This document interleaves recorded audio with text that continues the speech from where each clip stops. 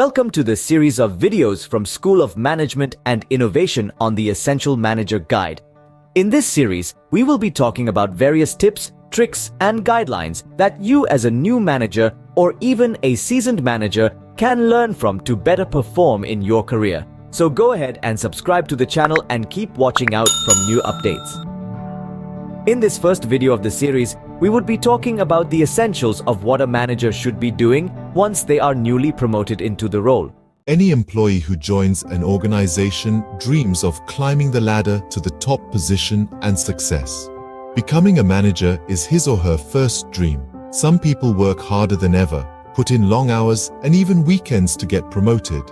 And when they do get promoted, they are delighted. However, this is the start of a whole new journey. With the new job comes new responsibilities, sky-high expectations, and a workload that requires more hours than are in a day. A lot of times, new managers are never prepared to play a role so different that they had been playing a day earlier. Even if they had been unofficially managing the team as a senior member, the role always has way too less real responsibility with respect to accountability and stakeholder management, as well as team dynamics. As a result, new managers may struggle to perform at the level they were performing before their promotion, causing undue stress. And demotivated, they sometimes quit. Newly promoted managers can face daunting challenges when they take on the responsibility of managing others. This can adversely affect their own as well as others' performance and engagement. People management, performance management, developing and implementing strategies, financial management, conflict management, appraisal and performance reviews, and stakeholder management are areas where new managers are expected to work and demonstrate positive outcomes almost immediately. In addition to managerial responsibilities, there are many other things on which a newly promoted manager must focus, such as how to get the team on the same page and working seamlessly together toward project completion. Most of the time, nobody trains them on the necessary processes and tools, but they are still expected to do all these things along with the other tasks. In my career as a leader in the industry, I have seen how new managers are not given any formal training for team, career, or self-management, but expected to deliver on the responsibilities assigned to them. And in some companies, even their key responsibility areas or KRAs are not defined in a quantitative manner, thus leaving them with no idea on the parameters of success or how they will be evaluated on their performance.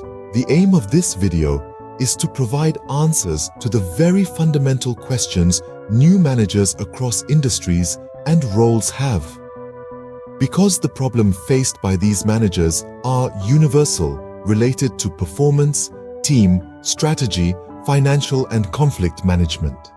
The answers provided in this series are also universal and can be adapted across all kinds of roles. Challenges of a newly promoted manager who has to do functional roles include doing 2 or more jobs at the same time, unclear job responsibilities for the new role, no guidance or training to do the role, people management, financial management or business acumen, and navigating perception of the new team or peers who do not yet see the individual at a managerial status. Most new managers struggle with these challenges and fail to show growth in their initial days or might even be forced to quit the position. In order to counter some of these challenges, there are some initial steps that new managers can take in order to mitigate the problems. Here are 3 things to look into when transitioning into a new role. Firstly, get a clear understanding or KRAs of the new role before taking on the job responsibilities. Sometimes new roles are created or people promoted as managers without clarity on what their KRAs should be and what the success parameters of the new role are. This leads to ambiguity in the role understanding. The vision of the new role is not passed on from the senior management to the new manager, leading to problems. Secondly, it is important to assess if you have the necessary skills required to do the new job successfully.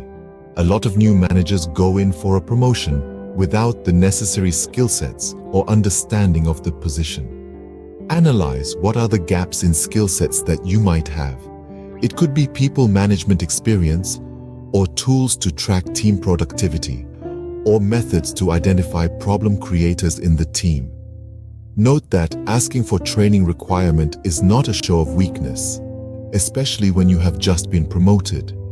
On the contrary, it shows to the organization that you are taking your new role seriously and are willing to do anything to succeed. Thirdly, consider if this role fits your interests and career goals. This step is very important as it is defining for the success of your new role.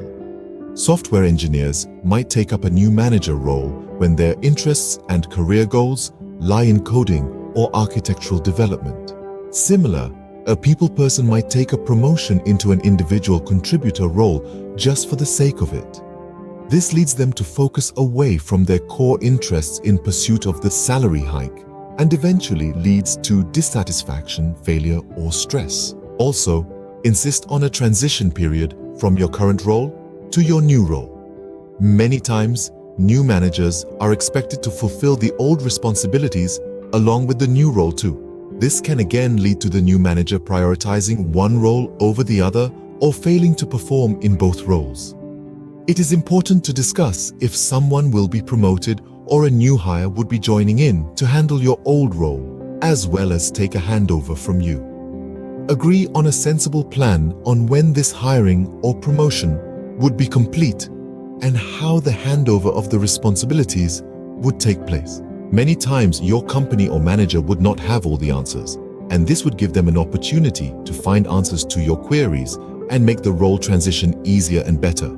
So the points to be noted are: get a clear understanding of the role and its associated KRAs. Consider if the role is suited for you and you are equipped for the role, and insist on a transition period from your old role to the new responsibilities. I hope you found the video to be useful. If yes, please like this video and subscribe to the channel. We would be sharing many more videos for new managers, including tools, tips, and techniques on how to ace your managerial role and perform better. Till then, stay tuned and stay safe.